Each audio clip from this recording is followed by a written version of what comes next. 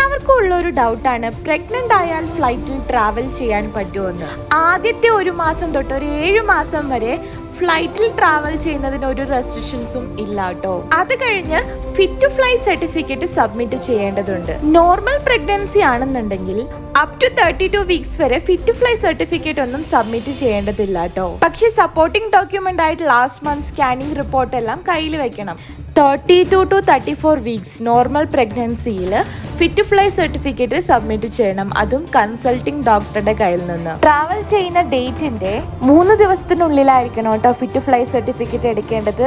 അടുത്തത് മൾട്ടിപ്പിൾ അതല്ലെങ്കിൽ complicated pregnancy ആണെന്നുണ്ടെങ്കിൽ ഒരു 28 വീക്ക് മുതൽ 32 വീക്സ് വരെ fit to fly certificate submit ചെയ്യണം. നോർമൽ പ്രഗ്നൻസി ആണെന്നുണ്ടെങ്കിൽ ഒരു 35 വീക്സ് വരെ ട്രാവൽ ചെയ്യാൻ പറ്റും. കോംപ്ലിക്കേറ്റഡ് പ്രഗ്നൻസി ആണെന്നുണ്ടെങ്കിൽ ഒരു 32 വീക്സ് വരെ ട്രാവൽ ചെയ്യാൻ അലൗഡ് ഉള്ളൂ.